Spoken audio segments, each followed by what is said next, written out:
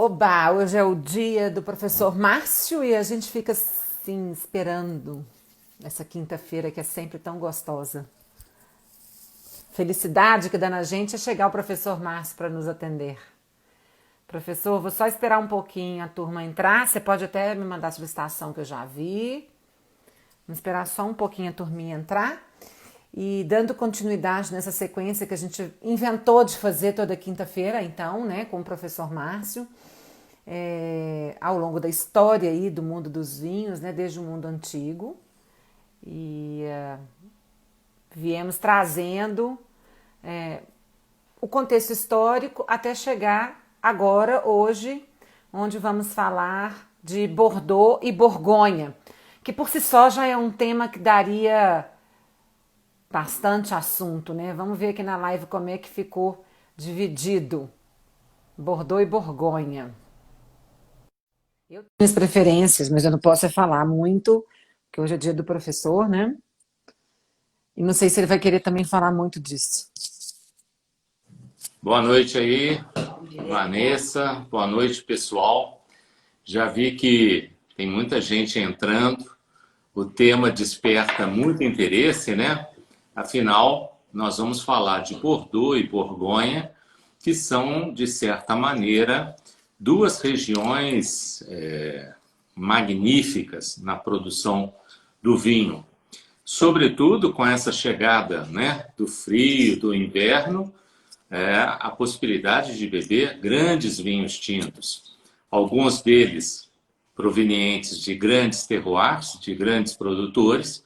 Alguns, certamente, a gente vai ter a oportunidade de falar dos filhotes, né, dos segundos, terceiros, ou mesmo os vinhos que estão aparecendo em algumas novas regiões dentro desses dois terroirs.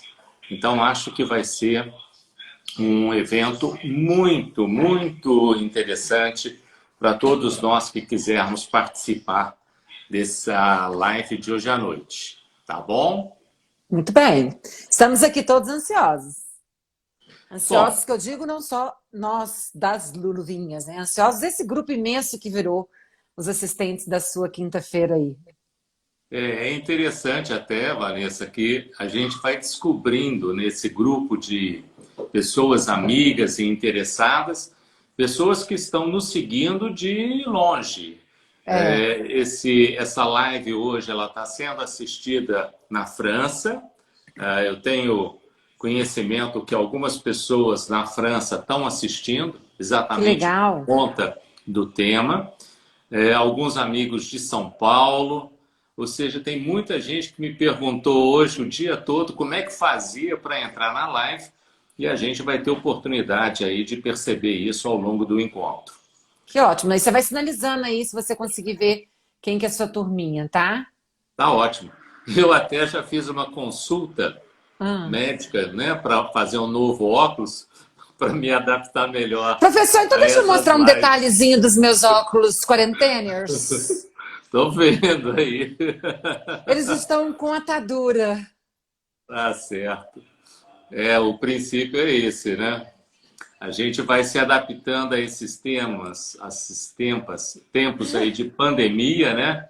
Essa dificuldade de resolver muita coisa que é importante para nós.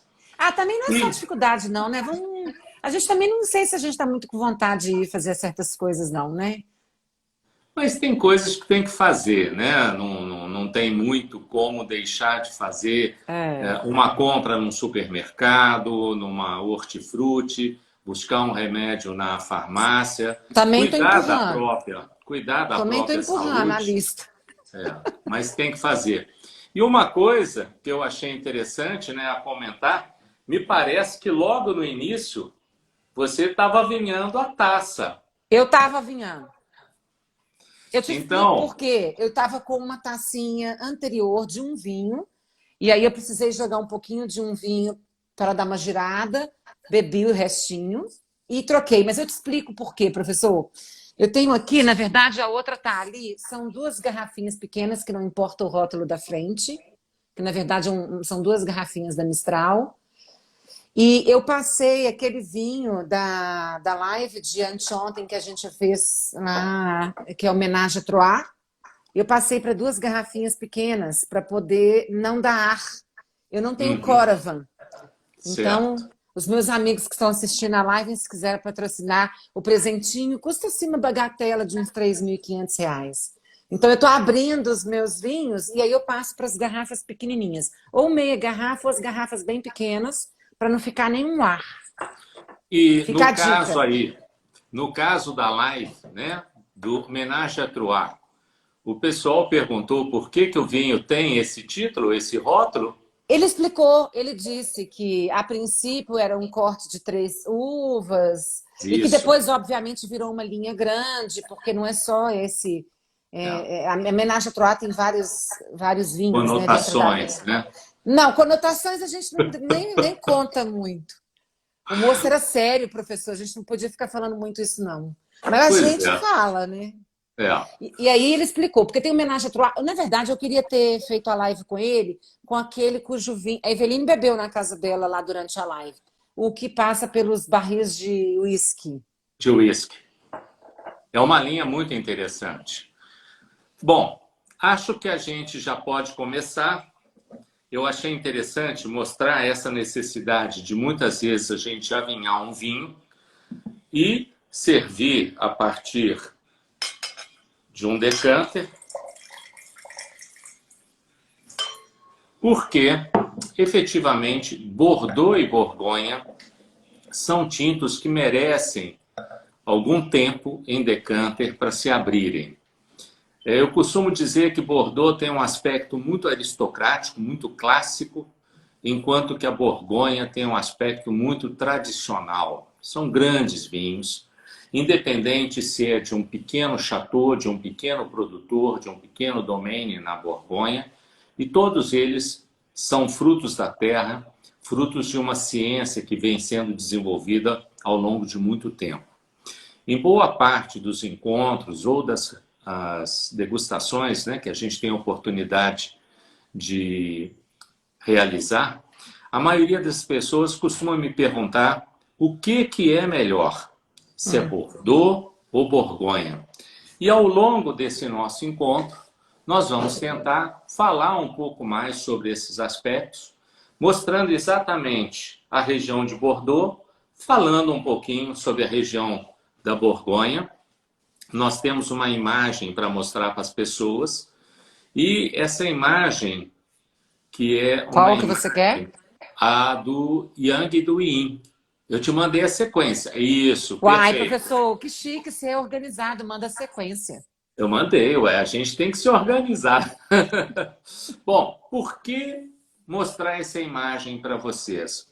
Muita gente pergunta se o lado melhor é o branco, se o lado melhor é o preto, ou o que está por cima é mais forte, o que está por baixo é mais fraco.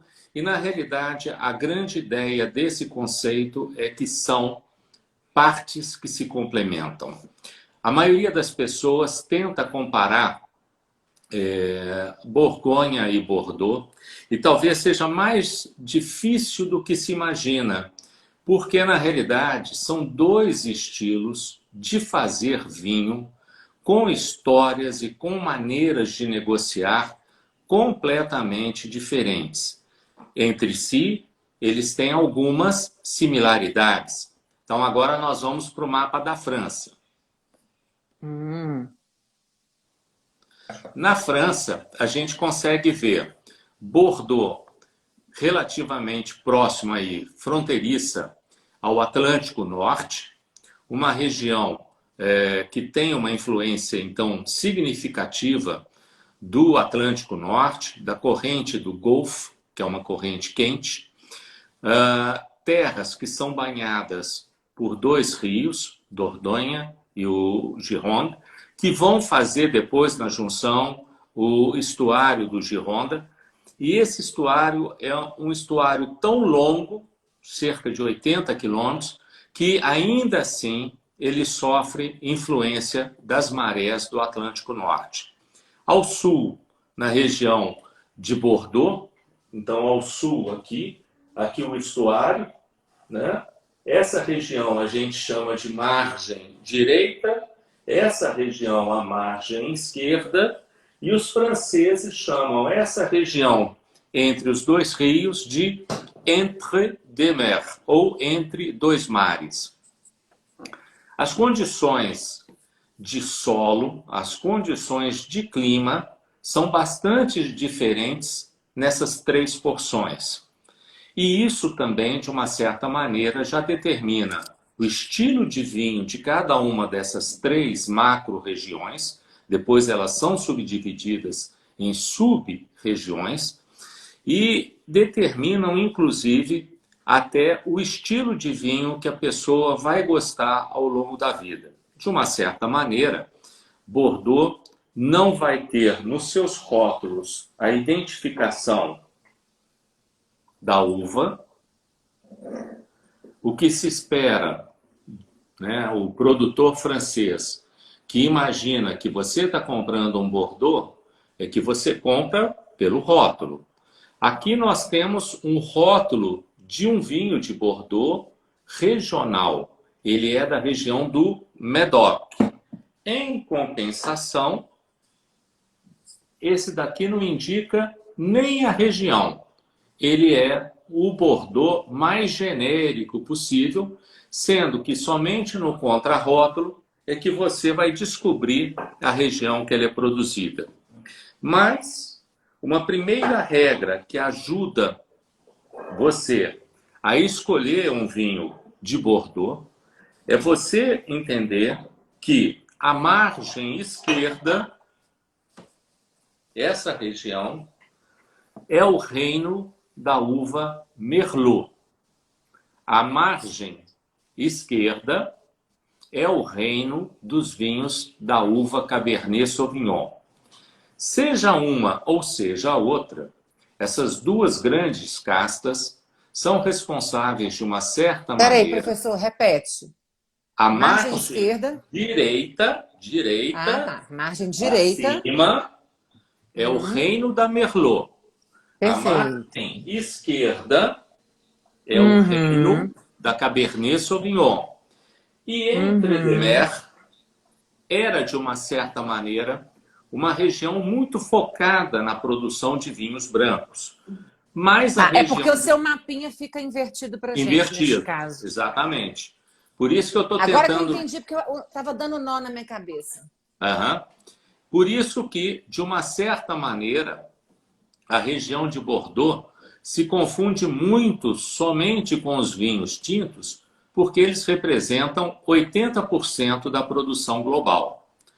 O certo é que a Merlot, na margem direita, vai dar vinhos que são muito macios, os taninos ficam, de uma certa maneira, mais finos, mais rápidos, são vinhos que geralmente podem ser bebidos antes, enquanto que na margem esquerda, os vinhos, pelo fato de terem normalmente a predominância da Cabernet Sauvignon, precisam, pela sua tanicidade, pela sua estrutura, de mais tempo para virem para a taça. Isso não quer dizer que os franceses não foram aprendendo ao longo do tempo desenvolver a vinificação desses vinhos, de maneira que se antes, muitas vezes, eles precisavam de 10 anos para serem bebidos, hoje você já bebe Bordeaux muito acessíveis ao paladar, com 5 anos de safra. Depois, inclusive, a gente comenta sobre algumas safras que serão bem interessantes daquele amante de vinhos de Bordeaux observar nos seus rótulos. Bordeaux se mostra também uma região caracterizada pelos vinhos de blend. Então, a Cabernet Sauvignon, de uma certa maneira, ela é tão forte, ela se expressa de uma maneira tão potente, que você, para, de uma certa maneira, amaciar os taninos e fazer com que os vinhos possam ser bebidos antes, você acaba misturando a Cabernet Sauvignon com a Merlot. E isso, junto com as outras uvas tintas da região de Bordeaux, deu ensejo, portanto, aquilo que a gente chama o corte bordalês, que é uma mistura das uvas Cabernet Sauvignon, Merlot, Cabernet Franc, Petit Verdot, a Malbec, que na região normalmente é chamada de Côte, e antigamente, nesse corte bordalês, ainda entrava a A famosa Carmener. Carmener, hoje praticamente extinta na França, mas ainda tem gente que tem lá o seu Carmener plantado. Curiosamente, do outro lado, para a gente entender um pouquinho e falar sobre a Borgonha é uma região monovarietal. É uma região que tem uma produção significativa de brancos, uma produção significativa de tintos, mas curiosamente o branco é predominantemente Chardonnay. Existem, inclusive, pessoas do mundo de vinho que falam que a Borgonha só tem duas uvas, a tinta Pinot Noir e a branca Chardonnay. Renega as Mas outras branquinhas que a gente gosta. renega as outras regiões também e as outras uvas. Se nós falamos que Bordeaux tem 3 macro-regiões, a Borgonha tem 5, sendo que uma delas, que é Chablis, só faz vinhos brancos de Chardonnay.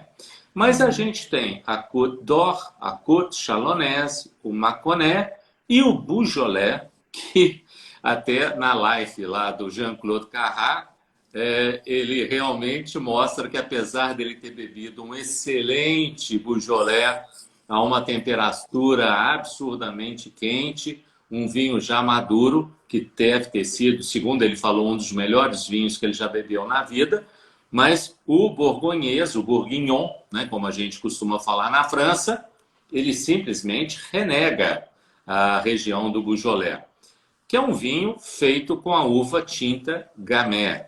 Mas também existe um outro branco da região, que é muito bebido pelo francês, que se chama Aligoté. O Mas eu também Aligoté, sou, eu também sou fã de Sambri, tá, professor? Onde tem Sauvignon sim, Blanc, pouca gente sabe, né? sim, Que há outras castas brancas. Aí fica aí com achando que é só certeza. esse duelo de Pinot e Chardonnay. É interessante que uma das coisas fortes para a gente entender a Borgonha, Vanessa, é que a Borgonha é detalhe. Enquanto que Bordeaux a gente pode falar sobre algumas generalidades entre a margem direita e a margem esquerda. Por exemplo, em relação ao solo, a margem direita tem uma presença muito forte de solos calcários, arenosos, pedregulhosos, né? Já a margem esquerda tem muita areia e cascalho. Tanto que uma das regiões da margem esquerda se chama Graves, e Graves, em francês, quer dizer pedregulho. Esse é um Tourbichot, é um vinho da região de Graves, né, que é importado aí pela Premium, da nossa querida amiga que está nos assistindo aí, a Poliana. Poliana, né? É um belo vinho. Você E estava aqui, ó. Vou mudar, pode? você pode até dar uma indicação, fica mais fácil para o pessoal perceber. Graves era uma região que, inclusive, junto com Pessac-Léognan, de uma certa maneira produzia vinhos muito duros, mas que eles foram melhorando significativamente não só a condução do vinhedo, a maturação das uvas, o entendimento da maturação fenológica como um processo inteiro. E hoje você bebe, esse é um vinho de 2015, uma safra muito boa, e é um vinho muito gostoso de já ser bebido. E esse vinho é da Poli, né? Esse é o vinho da Poli, Da Premium, da Poli Premium. Poli Premium. Esse daqui, que eu já mostrei antes, é um Medoc, um Chapelle de Pontensac, 2014. Já é uma safra que teve influência do clima mais significativamente nesse ano. A safra 2015 é melhor do que a safra 2014. E o Chapelle de Pontensac é importado pela World Wine, que tem uma loja hoje em Belo Horizonte, no Pátio Savassi, e que faz entregas aí com delivery. Temos uma amiga lá, que é a Ira Martins. Quem quiser pode comprar com ela, perdão. E o primeiro vinho que eu mostrei para vocês, e que eu estou, na realidade, degustando ele, é o Marquise de Bordeaux, que tem uma razão para eu querer mostrar esse vinho para vocês, mas daqui a pouquinho, para manter o suspense, a gente volta nele, Tá bem. ok? O Marquise de Bordeaux é um vinho da Grand Cru, pode ser comprado tanto na loja da Grand Cru, quanto também pode ser comprado na Tutta Italia, que revende também em Belo Horizonte os vinhos da Grand Cru. Muito bem, Borgonha é algo diferente. Por quê? Os terrenos foram formados em épocas muito antigas, foram fundo de mar durante muitas eras, inclusive parte do solo, quando a gente mexe no terreno, a gente descobre conchas, né? E restos de crustáceos, de moluscos, daqueles seres marítimos, né? E ela virou, ao longo dessa evolução geológica dos seus terrenos, uma verdadeira colcha de retalho no subsolo, onde você tem presença de calcário, onde você tem presença de argila, e isso fez com que a densidade de terroirs, a densidade de parcelas de solos e subsolos diferentes fosse tão grande que um vinhedo separado de outro por uma rua de 10, 12 metros produz vinhos completamente diferentes, apesar da uva ser a Pinot Noir. A uva de predominância nos tintos de toda a região da Borgonha vai ser a Pinot Noir. Mas o que é interessante é exatamente esse detalhe, como a Pinot Noir expressa especificamente a região onde ela foi plantada, onde ela foi colhida, e mesmo que a gente possa dizer que os métodos de vinificação na Borgonha sejam métodos tradicionais, utilizando então aquelas barricas de carvalho, sobretudo das florestas da Borgonha, e isso é mais ou menos o que eles fazem há muitos e muitos séculos, ainda assim os vinhos são diferentes. Também na Borgonha, vale a ideia do produtor ter um rótulo regional, Borgonha. Esse daqui, por um acaso, é um vinho que é muito voltado para o mercado exterior. Então, curiosamente, ele coloca a uva Pinot Noir, mas não é o padrão. De um vinho regional, a gente pode ir para um vinho comunal, ou seja, você cita o nome da comuna, da vila, da comuna aonde o vinhedo está, mas efetivamente os melhores vinhos são aqueles que citam, inclusive, o nome do vinhedo. Ou seja, quanto mais detalhado a especificação de onde é a origem da uva, tanto melhor vai ser o vinho, provavelmente, tanto mais caro, infelizmente, ele também vai ser para o nosso bolso. Muita gente me pergunta, mais fácil comprar Bordeaux, mais fácil comprar Borgonha? Com certeza é mais fácil comprar Bordeaux. Muitos milhões de hectares, né, professor? São, na realidade, 123. Alguns falam 110 mil, mas existe a estatística com 123 mil hectares, 6,5 milhões de hectolitros de produção de vinho por ano.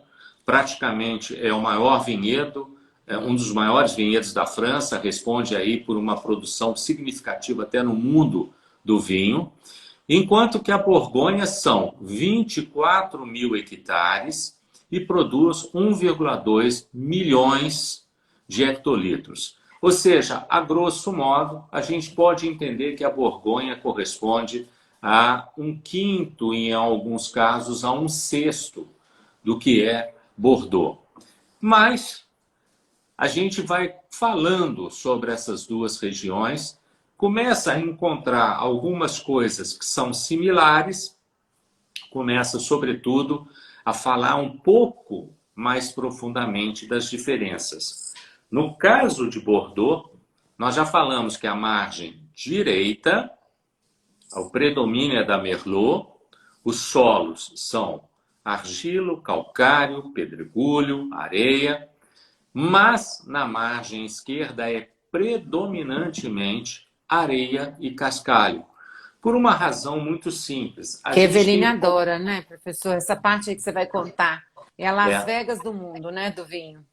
Isso, a gente tem que voltar um pouco ao tempo da constituição, né, do que foi o caminho da história dos vinhos de Bordeaux.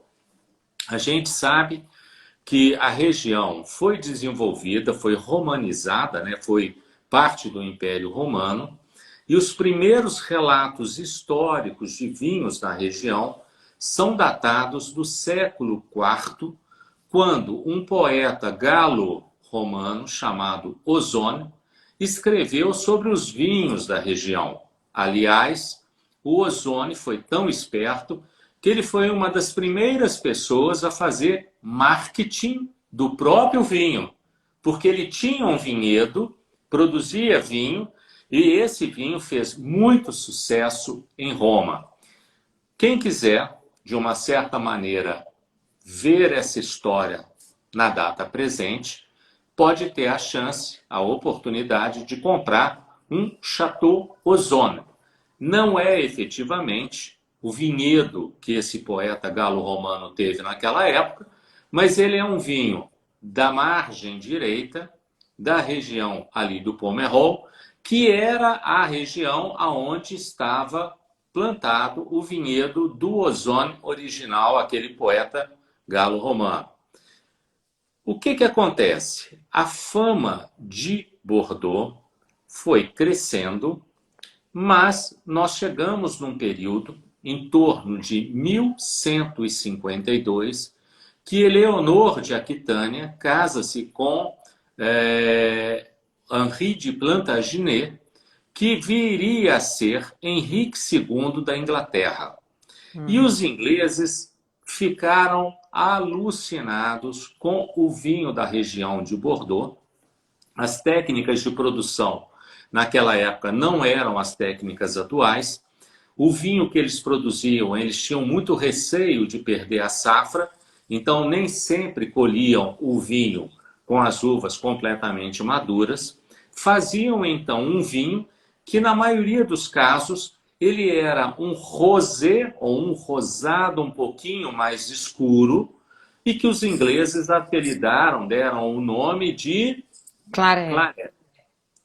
E esse, inclusive, até hoje é o nome dos Bordeaux na Inglaterra, apesar de que com o tempo o gosto mesmo desses ingleses antigos que beberam o Claret tenha mudado na busca de vinhos mais tintos, mais escuros, mais encorpados, tanto que uma técnica que foi desenvolvida em Bordeaux e funcionou durante muito tempo era trazer vinho ou uva Syrah da região do Rhône para misturar e tornar a mistura do Claret mais escura.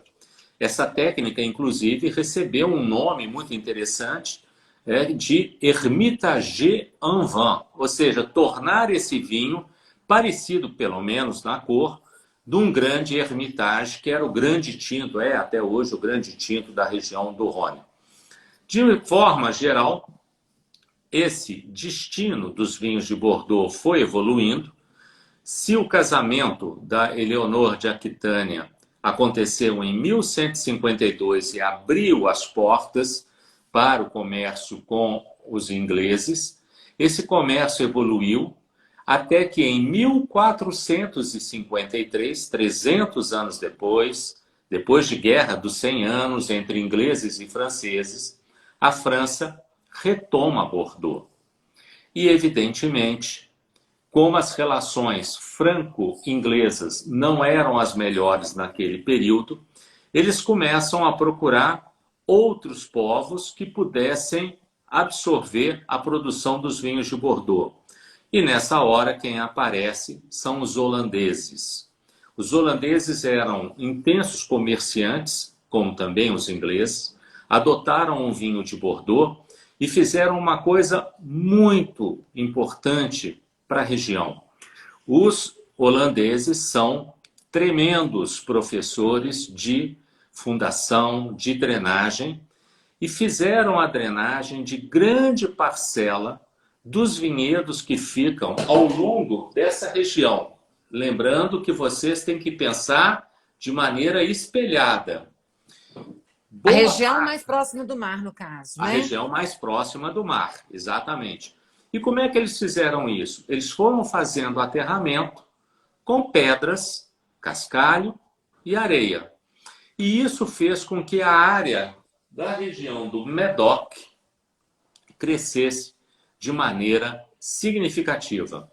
E se criou, inclusive, um dito na região que era o fato de que os melhores vinhedos eram aqueles que viam o rio, estavam à beira do rio. É importante dizer que a gente está falando de vinhedos aí a 50, 60 metros de altitude do nível do mar. Curiosamente, se a gente for falar da Borgonha, a altitude média da Borgonha é 220 metros acima do nível do mar, né? A gente não está muito, para quem mora em Belo Horizonte, a 1.000 metros acima do mar, isso aí parece alguma coisa lá longe, né?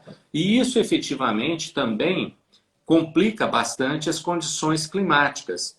Então, essa região mais ao norte e perto do mar, com a influência do Oceano Atlântico Norte, tem bastante chuva.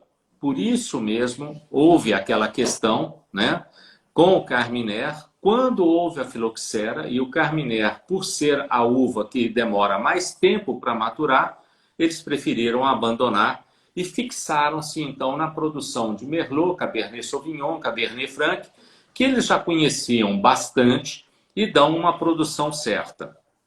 Outra coisa também que é importante, mais ao sul, essa região aqui, portanto, mais ao sul, aqui nós temos uma floresta chamada Floresta das Landes, que protege essa região, sobretudo, dos ventos.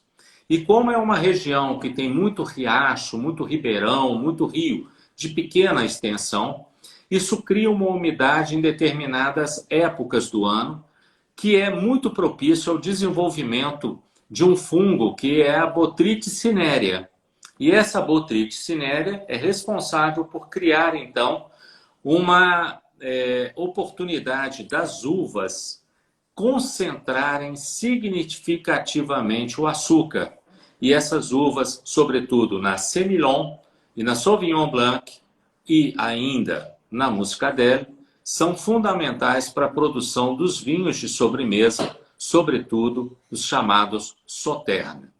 Ou seja, Bordeaux é uma miríade, é uma fábrica de sonhos de vinho, seja para o melhor vinho de sobremesa, segundo muitos críticos, que é o Sauternes do Château d'Yquem, seja para os grandes vinhos tintos, daqui a pouquinho nós vamos falar sobre um deles, que é o Petrus, seja inclusive também de espumantes. Na região de Bordeaux você tem, não é o melhor, mas certamente você encontra espumantes com o termo de Cremant de Bordeaux.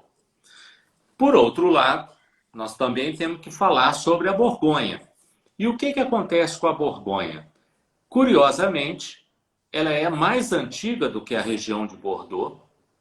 Quando os romanos chegaram na região no século II, eles já encontraram vinhedos plantados e produção de vinho na região, mas eles romanizaram a Borgonha. E daí uma palavrinha mágica que começa a aparecer em quem gosta de vinho tinto da região, que é a palavra romanée. Romanée quer dizer romanizado. Mas Romanée criou um vinhedo chamado La Romanée, que desde a época dos romanos produzia vinhos excepcionais. Esses vinhos eram tão encantadores que, em 1760, como o proprietário do vinhedo morreu sem deixar descendentes, o rei da França, na época, Luís XV, se apossou do vinhedo, mas ele não queria administrar. E como ele precisava de dinheiro para suas campanhas, ele resolveu fazer um leilão. Várias pessoas da nobreza começaram a participar desse leilão, até o ponto que a antiga amante do rei, Luís XV, a famosa Madame de Pompadour, resolveu que ela queria comprar esse vinhedo no leilão para se garantir na velhice. E o Luís XV, preocupado desse vinhedo ficar sob a tutela da amante e não poder beber esses vinhos, fez com que, aí tem a sua fotografia, né, na frente aí da cruz do Romanée Conti. O Luís XV Eu fez e Eva. Aí, maravilha aí. Você, Eveline. Então, o que acontece? Ao longo do tempo desse leilão, o Luís XV acabou fazendo com que o primo dele, que era o príncipe de Conti, ficasse com o vinhedo. E o príncipe, então, adicionou o sobrenome dele e virou Romanée Conti. O bacana da história do Romanée Conti é que, a partir desse momento, ele não era mais vendido. O príncipe fazia a produção, servia somente em jantares e festas que ele organizava e, evidentemente, também dava algumas garrafas para o rei. Mas, para o azar dos pecados, a Revolução Francesa veio e tomou, de uma certa maneira, todas essas propriedades que eram de nobres ou da igreja. Porque outro assunto que nós temos que falar é que a Borgonha, sobretudo, é uma região muito forte, muito tradicional do catolicismo francês. A França é um país eminentemente católico, mas isso não quer dizer que seja referência no país como um todo. A região de Bordeaux, pelo relacionamento que ela tinha com a Inglaterra, ela era uma região muito mais protestante do que, na realidade, católica. Por outro lado, Bordeaux é um porto, é muito mais próximo até da Inglaterra do que de Paris. A grosso modo, em 2 horas você está em Londres, com muito mais tempo você demora para chegar a Paris. Também está relativamente próximo da fronteira com a Espanha. E o resultado é que Bordeaux era uma cidade, você até comentou, uma Las Vegas daquela época, que se voltava para o comércio com o mundo. Então, o referencial de Bordeaux é que eles eram grandes comerciantes. A Borgonha não. A partir de Carlos Magno, que também teve influência em Bordeaux, quando ele unificou, sobretudo, a França, e a gente sabe que Carlos Magno gostava muito dos vinhos da região de Bordeaux, de Fronsac. Então dá para a gente beber um Fronsac e lembrar do Charles Magno. E o que acontece? Na Borgonha, o Carlos Magno influenciou muito a criação das abadias beneditinas. E nessas abadias, a principal delas passa a ser Cluny, né? E em Cluny, Desculpa, acho que eu coloquei o praticamente... negocinho errado aí. Isso aí do Clos-Vougeot. Eu queria colocar era outra imagem aqui e pulei sem querer, viu, gente? Sem problema. Nós vamos chegar nela daqui a pouquinho. Então, Cluny foi uma abadia que determinou os destinos do vinho na Borgonha durante séculos. Outra coisa é que a Borgonha, por ser católica, o direito de sucessão quando um proprietário do vinhedo morria, a propriedade era dividida por todos os filhos, sejam homens, sejam mulheres. Ao longo do tempo, essa sucessão hereditária criou uma colcha de retalhos. Então a Borgonha, ela não só é uma colcha de retalhos subterrânea sob o ponto de vista de subsolo e solo, como ela é uma colcha de retalhos à superfície. Um exemplo disso, Clos-Vougeot, né? Que é esse vinhedo, e você mostrou aí o Tastevan, né? O Clos-Vougeot é um vinhedo com praticamente 50 hectares e que tem hoje 86 proprietários. Para ter uma ideia, a maioria das propriedades na Borgonha tem alguma coisa em torno de 1 hectare ou pouca coisa além. O vinhedo mais famoso, Romanée-Conti, tem 1,8 hectares e produz 5.000 garrafas por ano numa safra boa. Aí fica todo mundo querendo beber, tá vendo? 5.000 garrafas É uma tristeza, né? Todo mundo tinha o direito de beber o Romanée, né? Deveria ser interessante.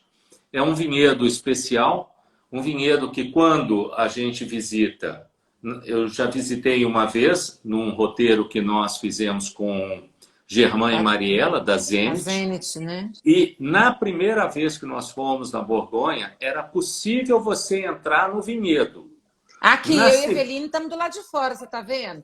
Só que essa Isso. turminha toda que tá fazendo uma rave lá atrás do muro, essas Aham. caixas todas branquinhas atrás de mim e da Eveline, eles estavam fazendo uma festinha básica, comendo pizza.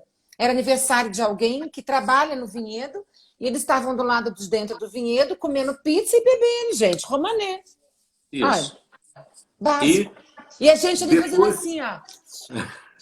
depois que houve a ameaça, né, de envenenamento das videiras do Romanée, ele é o vinhedo mais vigiado na França, ele é um patrimônio cultural nacional francês, e simplesmente você não entra mais.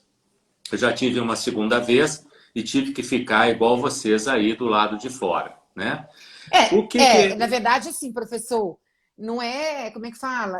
Eu acho que é uma questão acho que de bom senso. Tem acesso para entrar, embora seja tudo isso que você está falando vigiado, mas é porque quem passa realmente respeita, né? A não invasão. Eu acho que o mais certeza. legal é isso.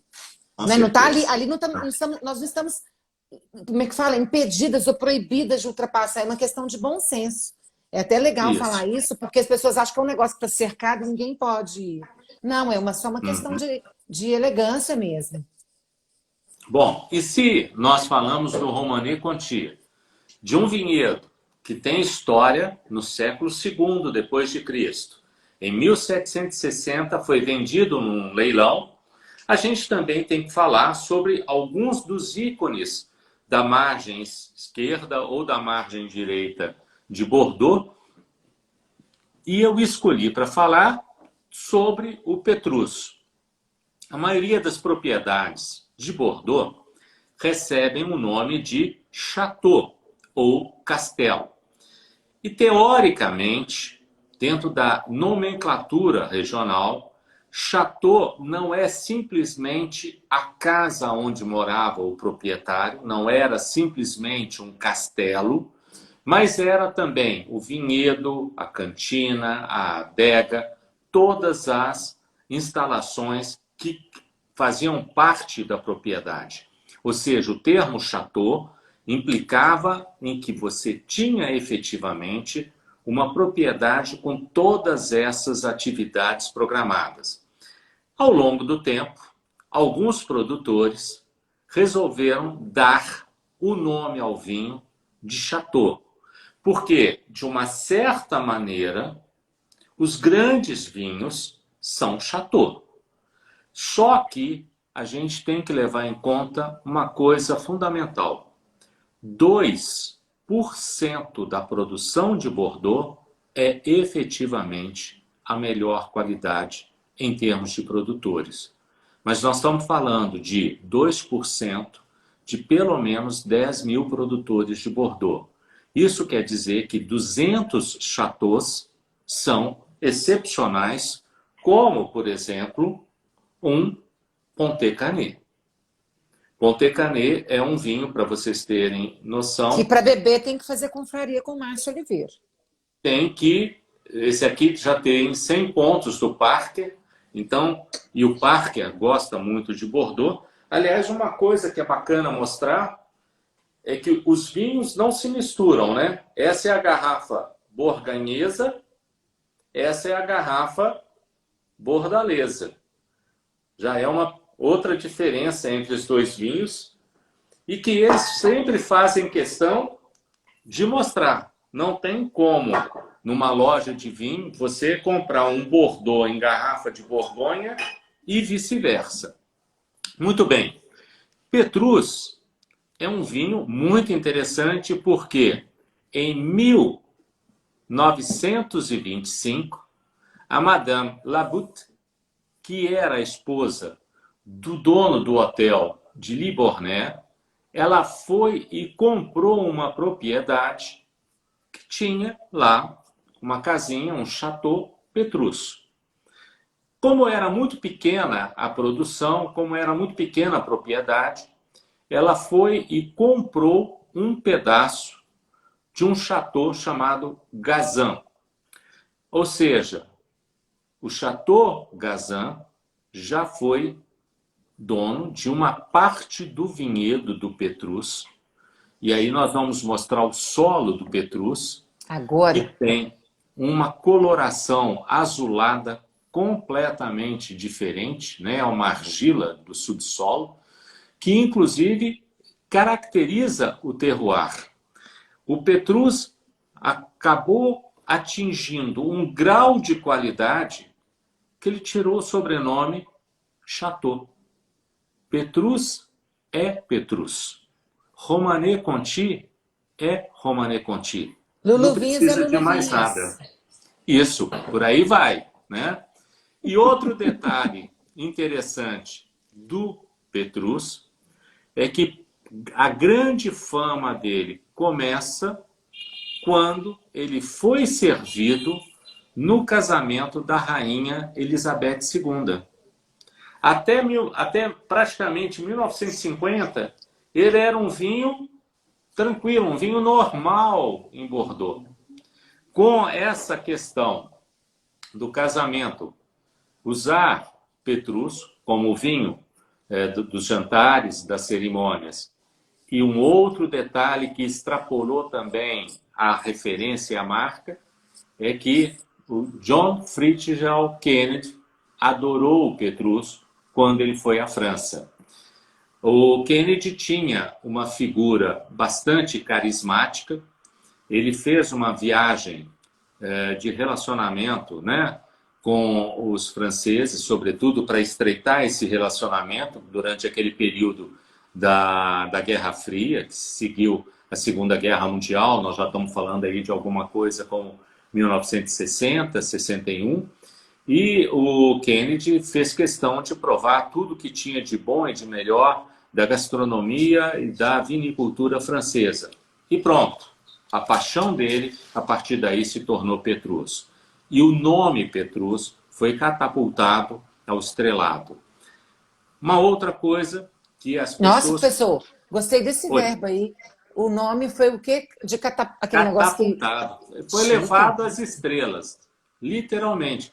Porque até então, Petrus era um vinho da Madame Labute e que, ao longo da evolução da história deles, eles chamaram o pessoal da família Moix para ajudar na vinificação, melhorar a qualidade, e aí ele se torna o Petrus que a gente conhece. E quantas garrafas de Petrus faz por ano? Professor, você falou que tem 5 mil do nós já estamos falando de 24 a 30 mil caixas de 12 garrafas. Então dá para beber Petrus muito mais fácil do que beber Romanée Conti.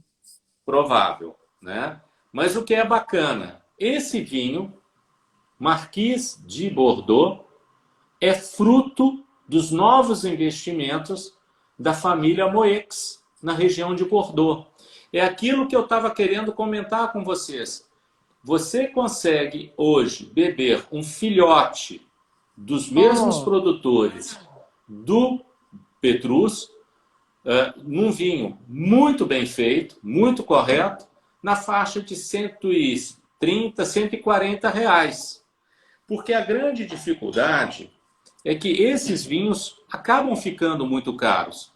E muita gente se afasta desse estilo de vinho, seja Bordeaux, seja Borgonha, pela dificuldade de se encontrar vinhos bons, mas vinhos acessíveis, né?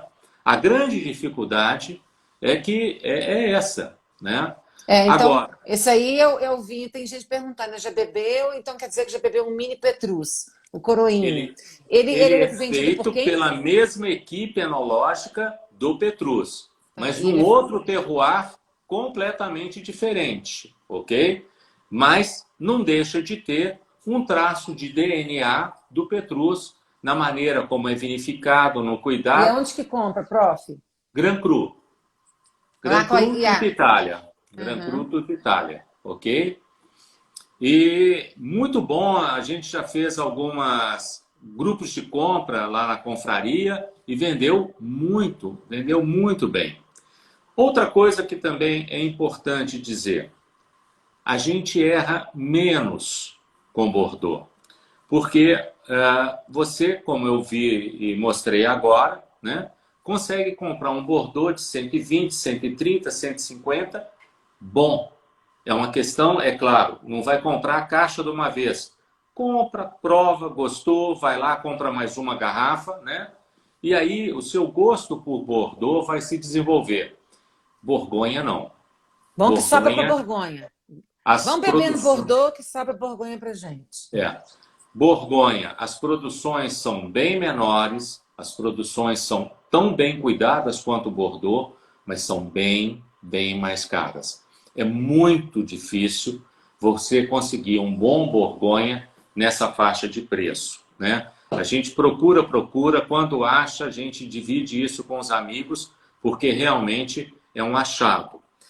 De tudo que eu queria falar, o que é muito importante e que eu ainda não falei? O que essencialmente chama a atenção nos Pinots Noir, que são as uvas tintas que vão fazer a Borgonha? É que a Pinot Noir é uma uva extremamente interessante sob o ponto de vista de que a maioria dos grandes enólogos, dos grandes críticos, dizem que ela é uma uva feminina. Ela é uma uva temperamental, difícil de ser compreendida, difícil de ser trabalhada e que vai gerando ao longo da sua produção vinhos de tonalidade mais clara, com taninos macios, são mais acessíveis de serem bebidos mais jovens, mas nem por isso, nos grandes vinhos, deixam de ter a capacidade de guarda. A gente consegue beber grandes borgonhas aí com 25, 20 anos de idade, fácil, fácil. Já os Bordeaux, sobretudo aqueles que têm o Cabernet Sauvignon como a uva predominante, eles são mais escuros, opulentos, tânicos, encorpados, potentes e geralmente precisam de um pouco mais de tempo para chegarem a um afinamento. Seja Borgonha, seja Bordeaux, vão muito bem com as carnes vermelhas. E uma coisa que muita gente faz errado. Nós estamos chegando numa época do frio, um prato francês muito gostoso de ser feito, de ser comido nesse período, é o bœuf bourguignon. Ah, eu tinha mostrado ali, eu devorando um. Nesse Ok. momento eu estava com um escargot, mas eu peguei uma bacia daquela de bife bourguignon. Ali eu Aham. estava com escargot e um vinho branco, mas logo na sequência eu peguei o bife bourguignon e fui logo para uma garrafa de vinho tinto. E A minha aí o que bacia completa. acontece? O que acontece no bœuf bourguignon? Muita gente faz a receita e põe lá Cabernet Sauvignon e descaracteriza o Ah, prato. é.